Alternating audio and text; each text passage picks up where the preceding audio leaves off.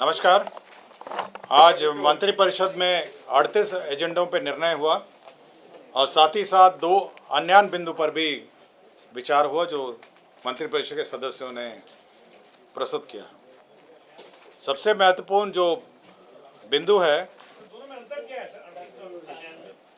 38 agenda हैं और 2 मंत्रिपरिषद के सदस्य भी रख सकते हैं एक्स्ट्रा एजेंडा, तो कुल 40 मामले हैं। सबसे महत्वपूर्ण मामला जो आज मंत्रिपरिषद के समक्ष विचारार्थ आया वह है कि दो आरक्षण अधिनियम हैं। पहला वाला है बिहार पदों एवं सेवाओं की रिक्तियों एवं आरक्षण अनुसूचित जाति, अनुसूचित जनजाति एवं अन्य पिछड़ा वर्ग अधिनियम 1951 में तथा संशोधित बिहार अधिनियम 17/2002 एवं संशोधित अधिनियम 19/2023। साथ ही साथ जो शैक्षणिक संस्थाओं का भी 2023 में जो आरक्षण अधिनियम है, इन दोनों को भारत के संविधान 9वीं सूची में शामिल करने हेतु राज्य सरकार की अनुशंसा भेजने का निर्णय हुआ है। इसका मतलब ये हुआ कि दोनों जो बिल पास हुए, फिर एक्ट नोटिफाई हुआ, कल ही एक्ट नोटिफाई हुए हैं, इन दोनों एक्ट को भारतीय संविधान के 9वीं सूची 9th शेड्यूल में इसको शामिल करने के लिए राज्य सरकार ने यह निर्णय लिया कि भारत सरकार को इसको भेजा जाए। 9th शेड्यूल का मतलब यह है कि वह उस 9th शेड्यूल में वैसे अधिनियम हैं, एक्ट हैं, जिस पर न्यायालय का हस्तक्षेप नहीं होता है। उदाहरण स्वरूप जो आरक्षण का अधिनियम है, जो तमिलनाडु सरकार का अपना अधिनियम है, वह 50% से ऊपर का आरक्षण है जो 9th शेड्यूल में वह अंकित है 1994 में। तो बिहार सरकार का भी 50% से ऊपर आरक्षण है। आपको जानकारी होगा 65% आरक्षण जातीय आधार पर है और 10% जो इनकम आधार पर 10% का आरक्षण है सामान्य श्रेणियों के लिए। कुल 75% आरक्षण है। तो इन दोनों अधिनियमों को संविधान के 9th शेड्यूल में रखने, 9वीं सूची अधिसूची में शामिल करने के लिए राज्य सरकार ने भारत सरकार को भेजने की अनुशंसा की है। तो ये निर्णय महत्वपूर्ण निर्णय है कैबिनेट का, ताकि इस पर न्यायालय का हस्तक्षेप, जो 9th शेड्यूल है उसमें न्यायालय में विचाराधीन ये मामले नहीं होते हैं। तो यह एक महत्वपूर्ण निर्णय है जो कैबिनेट ने लिया। वो कॉन्स्टिट्यूशनल अमेंडमेंट होता है। कॉन्स्टिट्यूशनल अमेंडमेंट 9th शेड्यूल में पार्लियामेंट से अमेंड होता है। नहीं, जो 9th शेड्यूल में है, आपको तो आप जानकारी होगी, जो 9th शेड्यूल के मामले हैं वह न्यायालय में विचारार्थ नहीं रहते हैं। तो ये है 9th शेड्यूल के आइटम्स हैं। तो इसको भी 9th शेड्यूल में रखने का अनुशंसा भेजा गया है। ये पार्लियामेंट को ही पावर है, पार्लियामेंट ऑफ इंडिया को। 9th शेड्यूल में जो आइटम्स हैं उसमें न्यायालय में विचार नहीं किए जाते हैं। तमिलनाडु का एक्ट उसी 9th शेड्यूल में है। अकेला एक राज्य है जिसका 9th शेड्यूल में है। दूसरे 2 अन्य बिंदु हैं, मैं जानकारी देना चाहता हूं अन्य जो सामान्य एजेंडा शुरू होने से पहले। पहला अन्य एजेंडा में माननीय मुख्यमंत्री को कैबिनेट ने धन्यवाद दिया जो आरक्षण अधिनियम अधिसूचित हुआ। दोनों अधिनियम जो अधिसूचित हुए हैं उसके लिए मंत्रिपरिषद ने उनको धन्यवाद दिया। ये पहला अन्य बिंदु था। और दूसरा अन्य बिंदु ये था कि जो राज्य सरकार को जो जातिगत गणना के आधार पर जो 3 योजनाएं स्वीकृत की गई, पहली है जो 2 लाख रुपए प्रति गरीब परिवार को जो दिया जाना है, उसके लिए जो व्यय होगा, साथ ही साथ जो जीविका के माध्यम से जो सतत जीविका उपार्जन योजना में 1 लाख से बढ़ा के 2 लाख किया जाना है, और साथ ही साथ जो सभी आवासहीन परिवारों को जो भूमिहीन परिवारों को आवास एवं भूमि दिया जाना है, उसमें 2,50,000 करोड़ का व्यय होना है। इतनी बड़ी राशि के लिए यह आवश्यक है कि राज्य को विशेष राज्य का दर्जा मिले ताकि जल्दी हो सके। मंत्रिपरिषद में यह भी विचार आया कि इस पर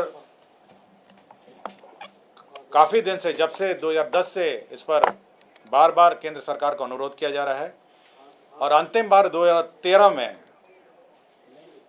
इस 2017 में इस पर अनुरोध किया गया था। अभी तक केंद्र सरकार ने इस पर कोई निर्णय लिया है, तो मंत्रिपरिषद ने यह निर्णय लिया कि पुनः केंद्र सरकार को विशेष राज्य का दर्जा बिहार को दिया जाने का अनुरोध किया जाए। तो यह निर्णय हुआ है। कैबिनेट के निर्णय में यह उल्लेखित है कि 2013 में रघुराम राजन कमेटी की रिपोर्ट भी इस मामले में आई थी। तत्कालीन केंद्र सरकार ने उस पर कोई निर्णय नहीं लिया। पुनः वर्तमान केंद्र सरकार को 2017 में राज्य सरकार ने अनुरोध किया और अब पुनः मंत्रिपरिषद ने निर्णय लिया कि पुनः केंद्र सरकार को राज्य को विशेष राज्य का दर्जा देने के लिए अनुरोध किया जाए। तो दो अन्यान बिंदु थे और दो महत्वपूर्ण जो अधिनियम को 9 शेड्यूल में शामिल करने का निर्णय लिया गया। तो ये दो महत्वपूर्ण मामले थे। इसके अतिरिक्त जो अन्य एजेंडा हैं मैं क्रमवार मैं चलूँगा। पहला है अनुसूचित जाति जनजाति कल्याण विभाग से संबंधित मामला है। इसमें जो अत्याचार अधिनियम में जो मृतक होते हैं उनको नौकरी दी जाती है और उसमें शैक्षणिक योग्यता 8वीं पास है। यदि 8वीं पास शैक्षणिक योग्यता नहीं भी हो तो उन्हें इस शर्त पर रिक्रूट कर लिया जाएगा कि वह 2 साल में अपनी शैक्षणिक जो स्तर है उसको सुधार करेंगे और उसके लिए एलिजिबल हो जाएंगे। हाँ, छठा पास हो जाएंगे, लेकिन यह है कि वो अपना जो शैक्षणिक योग्यता है उसमें सुधार करेंगे। 2 साल में वो अपना अंडरटेकिंग देंगे। उद्योग विभाग का एजेंडा था जिसमें मिसेस मरासा सरोवर प्रीमियर बोधगया में 5 स्टार होटल का प्रोजेक्ट क्लियरेंस दिया गया। पथ निर्माण विभाग का एक एजेंडा था जिसमें सारण जिला अंतर्गत मशरक शामकोडिया रेलवे स्टेशन के बीच शीतलपुर मशरक स्टेट हाईवे 73 पर स्थित लेवल क्रॉसिंग संख्या 34B2 के बदले आरओबी रोड ओवर ब्रिज का निर्माण की स्वीकृति दी गई। इसमें 56 करोड़ 2 लाख का व्यय होगा। पिछड़ा वर्ग एवं अति पिछड़ा कल्याण वर्ग का एक एजेंडा था जिसमें जितने छात्रावास बन रहे हैं उनके प्रबंधन के लिए एक छात्रावास प्रबंधक का एक काडर सृजित किया गया जो इन छात्रावासों के प्रबंधन में कार्य करेंगे और सभी छात्रावासों को मेंटेन करेंगे। इसमें ये काडर क्रिएट किया गया। अभी तो काडर ही क्रिएट किया गया। जितने भी छात्रावास हैं छात्रावास के लिए पद क्रिएट किया गया। आपके भवन निर्माण विभाग का एक एजेंडा था ब्रिज सिंह का तत्कालीन सहायक अभियंता राजेंद्र नगर अवर प्रमंडल पटना। इनको निगरानी का रिश्वत कांड में रंगे हाथ पकड़े गए थे और इनको दंड भी हो गया था। इनको सेवा से बर्खास्त किया गया। भवन निर्माण विभाग का एक और एजेंडा था जिसके अंतर्गत राष्ट्रीय राजधानी क्षेत्र नई दिल्ली में स्थानिक अभियंता कार्यालय जो रेजिडेंट इंजीनियर का कार्यालय है उसमें पद सृजन किए गए। इसमें 12 पदों का सृजन हुआ। तो बिहार भवन जो दिल्ली में है उसमें इंजीनियरिंग काडर के 12 पद सृजित किए गए। भवन निर्माण विभाग का एक और एजेंडा था जिसमें गैर योजना मद में एक पद जो वास्तुविद है जो आर्किटेक्ट है उसका पद सृजित हुआ था। तो आर्किटेक्ट का एक पद सृजित हुआ था। राजस्व एवं भूमि सुधार विभाग का एक प्रस्ताव था जिसमें गांधी मैदान मेट्रो रेल स्टेशन के लिए ज़मीन का हस्तांतरण हुआ। यह पर्यटन विभाग के दखल कब्ज में ज़मीन थी और ये 8 करोड़ 88 लाख 93 हज़ार रुपये के दर से यह ज़मीन मेट्रो रेल स्टेशन के लिए स्थानांतरण हुआ। राजस्व एवं भूमि सुधार विभाग का एक और एजेंडा था जिसमें सॉलिड वेस्ट मैनेजमेंट रूल्स 2016 के अनुपालन के लिए उसका प्रसंस्करण लैंडफिल साइट के लिए भूमि उपलब्ध कराने का निर्णय हुआ। निःशुल्क अंतर विभागीय हस्तांतरण। लोक स्वास्थ्य अभियंत्रण विभाग के अंतर्गत एक एजेंडा था जिसमें पंप ऑपरेटर एवं इलेक्ट्रीशियन के पूर्व सृजित पदों को अंचल स्तरीय पंप ऑपरेटर इलेक्ट्रीशियन में वर्णित पद सोपान अनुरूप संवर्ग पुनर्गठन का निर्णय लिया। इसमें 1 करोड़ 86 लाख 62 हज़ार रुपये की स्वीकृति हुई। तो पंप ऑपरेटर एवं इलेक्ट्रीशियन का पद सृजन हुआ। विज्ञान एवं प्रौद्योगिकी विभाग का एक एजेंडा था जिसमें भोपाल जिला अंतर्गत स्थापित राजकीय अभियंत्रण महाविद्यालय गोपालगंज के निर्माण कार्य के पूर्व स्वीकृत योजना की लागत 73 करोड़ 13 करोड़ को बढ़ाकर 97 करोड़ 16 लाख 53 हज़ार रुपये ये रिवाइज्ड एस्टिमेट सैंक्शन हुआ। विज्ञान प्रौद्योगिकी एवं तकनीकी विभाग में सभी राजकीय अभियंत्रण महाविद्यालय पॉलिटेक्निक संस्थाओं में एक सोसाइटी बनाने का निर्णय लिया। तो हर कॉलेज का एक अपना सोसाइटी रहेगा, जिसमें एक मैनेजमेंट सोसाइटी है, एक एग्जीक्यूटिव बॉडी होगी, जनरल बॉडी होगी, जो उस अभियंत्रण विद्यालय का मैनेजमेंट देखेगा। वित्त विभाग ने सभी सरकारी कर्मी मंत्री सहित मोबाइल जो क्रय का दर है उसमें संशोधन किया है, मोबाइल फ़ोन के दर में। वित्त विभाग के एक और एजेंडा था जिसमें मैं आपको रेट्स बता दूंगा, वो सर्विस किस किस को क्या दर है, मैं रेट का सूची आपको उपलब्ध करा दूंगा।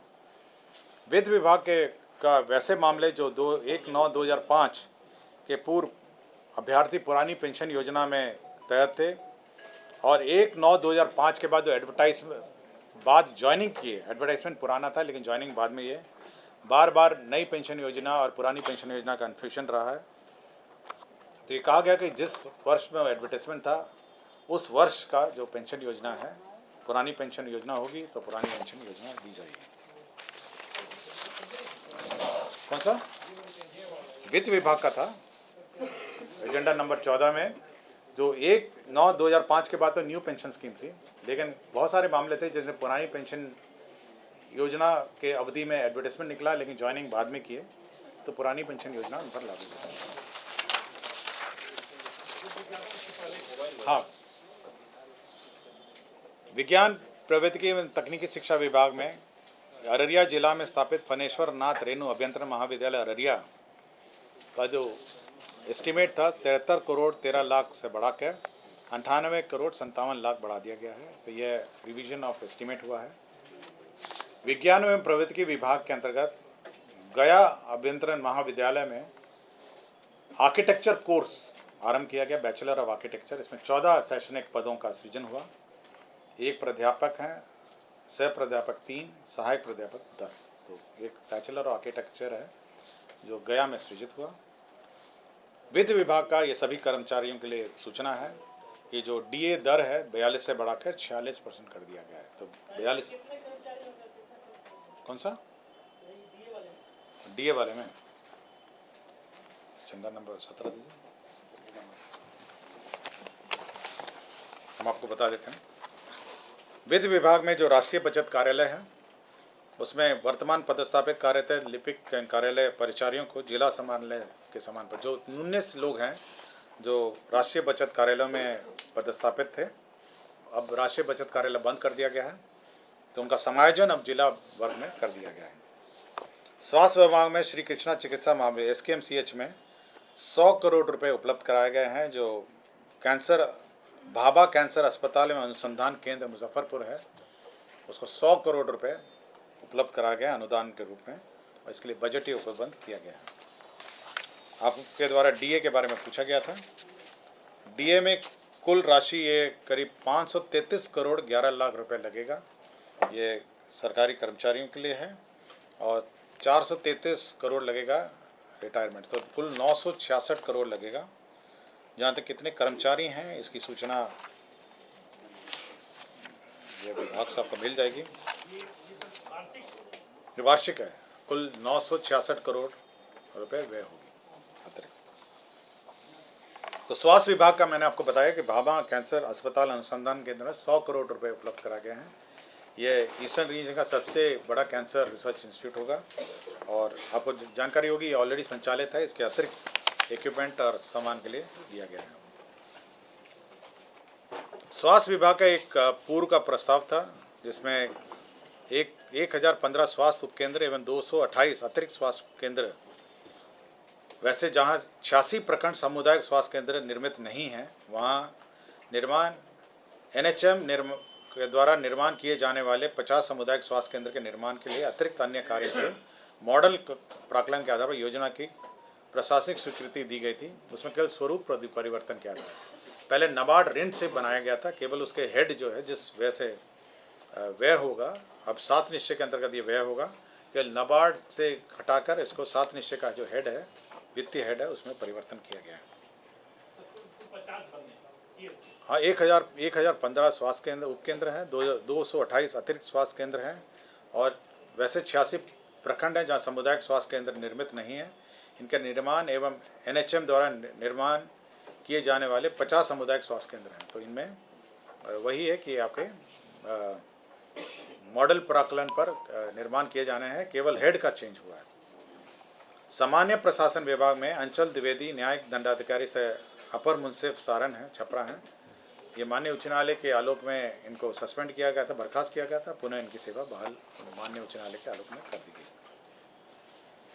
सहकारिता विभाग में जो पद थे, पद को चिन्हित किया गया है, पद में परिवर्तन नहीं किया गया है, पद यथावत हैं, कुल संख्या भी यथावत है, केवल जो पद हैं उन्हें चिन्हित किया गया है ताकि जो प्रमोशन का मामला अभी चालू प्रमोशन का मामला चल रहा है उसमें यह सुगम हो, इसलिए केवल वर्तमान सृजित पद स्वीकृत बलों को बिना नया पद सृजित किए आंशिक पदों को उत्क्रमित कर सहकारिता प्रसाद पदाधिकारी संवर्ग नियमावली 2014 के नियम 3(1) में निर्धारित विभिन्न कोटि के पदों में पुनर्धारण या चिन्हितकरण किया गया है। विज्ञान एवं प्रौद्योगिकी या तकनीकी शिक्षा विभाग में कंसल्टेंसी पॉलिसी का अनुमोदन किया गया, परामर्श नीति। इसमें जो हमारे इंजीनियरिंग कॉलेज में जो हमारे प्रोफेसर्स हैं, असिस्टेंट प्रोफेसर, असिस्टेंट प्रोफेसर हैं, वो विभिन्न संस्थाओं का कंसल्टेंसी असाइनमेंट ले सकेंगे और कुछ राशि संस्थाओं को मिलेगी और कुछ राशि जो कंसल्टेंसी कर रहे हैं उन लोगों को, तो कुछ मामलों में 30% कंसल्टेंसी करने वाले कर्मियों को मिलेगी और 70% संस्था को मिलेगी और कुछ में 60 और 40 का रेशो है। परिवहन विभाग ने एक बड़ी नई योजना, बहुत बड़ी योजना की स्वीकृति दी है, जिसमें 3600 बसों के लिए लाभुकों को बस के क्रय की स्वीकृति दी है। 3600 बस, इसमें 5 लाख प्रति बस पर अनुदान दिया जाएगा और 7 बसें हैं प्रति प्रखंड, 7 बस प्रति प्रखंड है। 3,600 बस टूल होगा और 180 करोड़ रुपए इसके अंतर्गत स्वीकृत किए गए हैं। योजना लगी 24 वाला। इसमें मैं बता देता हूँ कि ये बस स्वीकृत होंगे। अभी तो छोटी छोटी गाड़ियाँ थी, हाँ, तो अभी तो ये बस होगी जो 5 लाख रुपए प्रति बस होगी। 3,600 बसें स्वीकृत होंगी और प्रत्येक प्रखंड में जो 7 लाभुक होंगे उसमें 2 अनुसूचित जाति वर्ग के होंगे, 2 अत्यंत पिछड़े वर्ग के होंगे, 3 एक पिछड़ा वर्ग का होगा, 1 अल्पसंख्यक का होगा और 1 लाभुक सामान्य वर्ग का होगा। 7 लोग होंगे, 7 में 2 अनुसूचित जाति, 2 अत्यंत पिछड़ा वर्ग, 1 पिछड़ा वर्ग, 1 अल्पसंख्यक और 1 सामान्य वर्ग के लाभुक होंगे। तो 7 लोग होंगे। तो 7 लोग एक प्रखंड के और कुल 3,600 बस होंगे।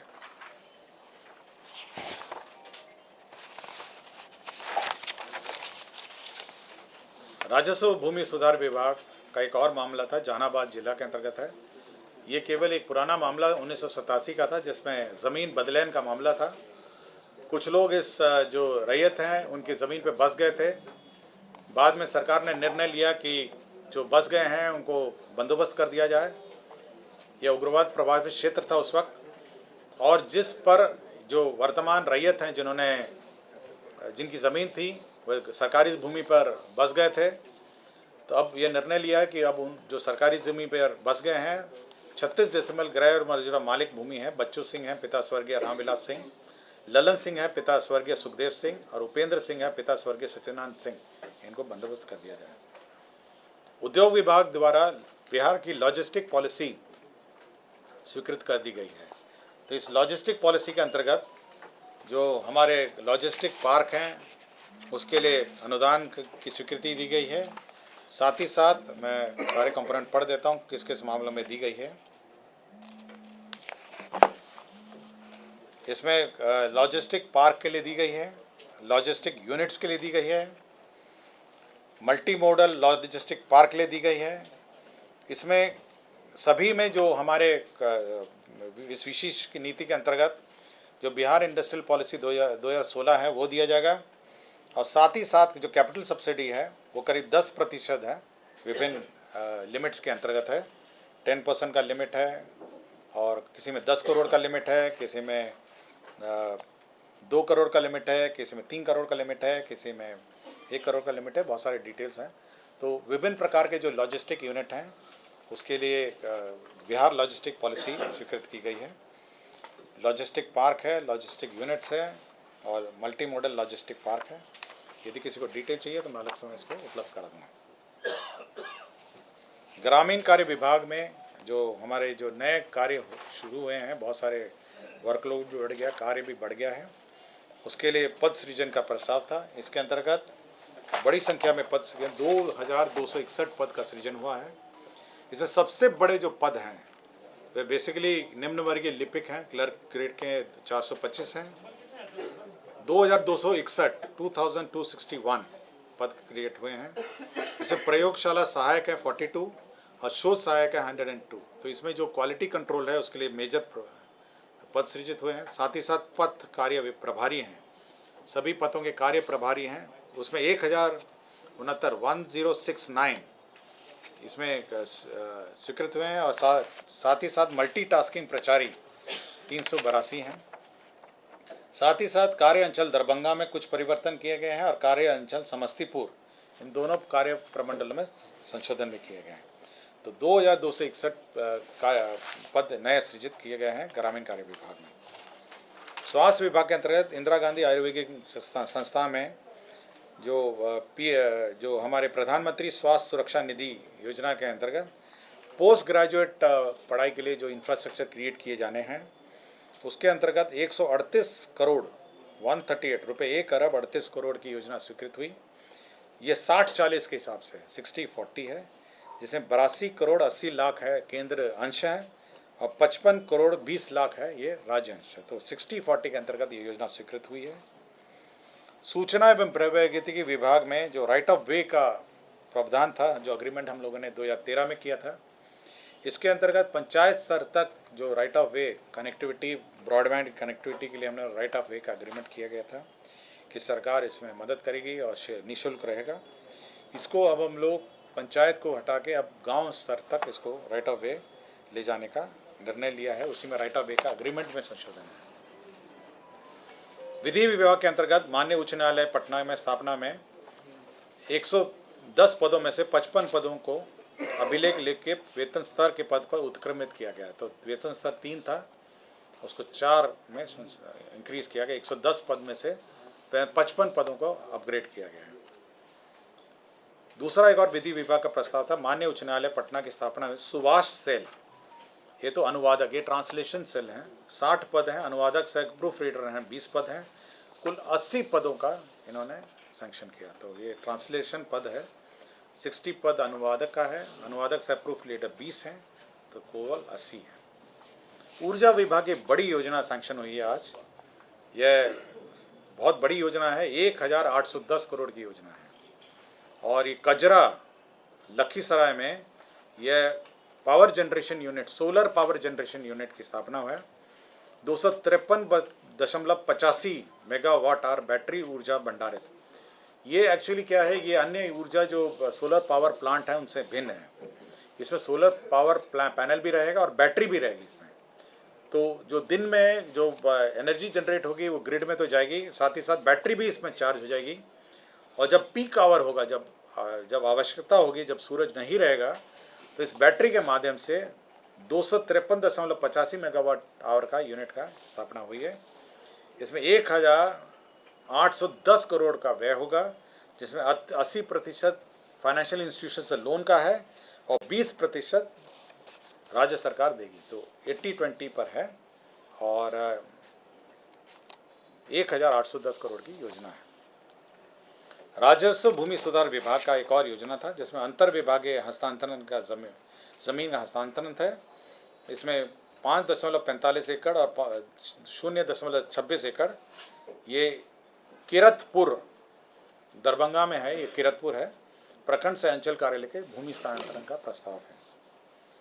निर्वाचन विभाग का आगामी निर्वाचन 2024 में जो मत पत्रों का मुद्रण होना है, उसके लिए सरस्वती प्रेस को नॉमिनेशन के आधार पर दिए जाने का निर्णय लिया गया है, जो प्रिंटिंग है मत पत्रों का।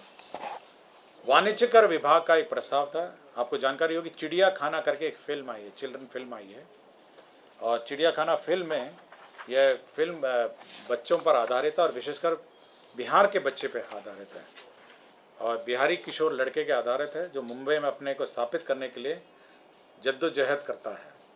और यह बिहारी बाल फिल्म है। इसके प्रोड्यूसर भी, निदेशक भी बिहारी हैं और इस फिल्म को कर मुक्त हो जाने से न सिर्फ बिहार के स्कूली बच्चों को सीधी लाभ होगी, अन्य फिल्माघर में भी निर्माण होगा। तो ये बच्चों को ये टैक्स फ्री करने के उद्देश्य से जो टैक्स पेमेंट होगा उसका रीइंबर्समेंट राज्य सरकार ने करने का निर्णय लिया है। टेक्निकली ये टैक्स फ्री होगी और क्योंकि टैक्स फ्री का प्रावधान नहीं है इसलिए जो टैक्स भुगतान होगा उसको वापस कर दिया जाएगा। और सामान्य प्रशासन का अंतिम 2 एजेंडा मैंने सबसे पहले लिया गया था। इसमें बिहार शैक्षणिक संस्थाओं नामांकन में आरक्षण का जो अधिनियम है और सरकारी सेवा में रिक्तियों का जो अधिनियम है, इसको 9th शेड्यूल में भेजने के लिए राज्य सरकार ने भारत सरकार को भेजने